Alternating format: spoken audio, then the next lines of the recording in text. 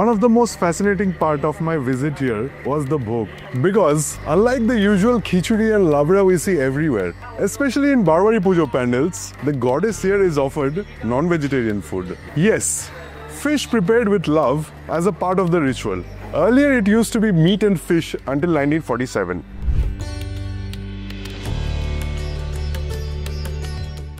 আচ্ছা যেটু আপনার কাছে একটা প্রশ্ন ছিল আমার, কারণ আমি তো এই রিচুয়ালটা ননভেজ যে মাকে দেওয়া হয়, যেটা মাছ হোক, হয়তো আপনাদের আগে যখন পাটা বলি হতো তখন মাংস দেওয়া হতো, তো এই প্রথাটা কবে থেকে শুরু হলো এবং এটার পেছনে কি হিস্ট্রি আছে যদি আপনি আমাদের দর্শকদের একটু বলেন। তার মধ্যে একটা বড় ইতিহাস লুকিয়ে আছে।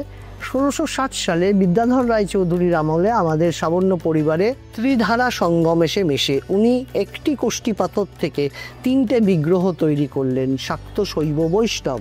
যেমন আমাদের তন্ত্রমতে পুজো ঠিকই হচ্ছে, এই 8টা বাড়িতেই হচ্ছে, কিন্তু সেখানে 3টে বাড়িতে, বড় বাড়ি, মেজ বাড়ি এবং নিমতা পাঠানপুর বাড়িতে সিংহটা কিন্তু ঘোড়ামুখ সিংহ, যেটা কিন্তু বৈষ্ণব। দুর্গার চালচিত্রে সবার উপরে রয়েছে কিন্তু রাধাকৃষ্ণ, অর্থাৎ রাধাকৃষ্ণর সামনেই একদিন কিন্তু এই পশু বলিগুলো হয়েছে। বলছি যে আমিষ মানেই তো পেঁয়াজ ও রসুন, তার মানে আপনাদের আমিষ ভোগও নিশ্চয়ই পেঁয়াজ ও রসুনের ব্যবহার হয়।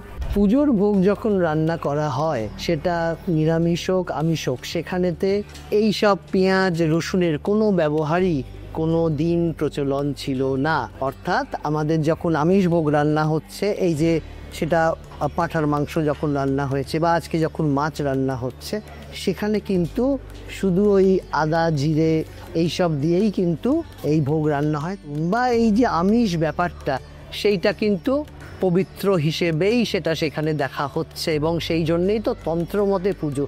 আচ্ছা, আপনাদের যে 8টা বাড়িতে পুজোটা হয়, তো প্রত্যেকটা বাড়িতেই কি আমিষ দেওয়ার প্রথাটা চলে? বড় বাড়ি এবং বিরাটি বাড়িতে নবমীর দিন হয় কুমারী পুজো, এটাও কিন্তু অনেকটা বৈষ্ণব রীতির একটা অঙ্গ।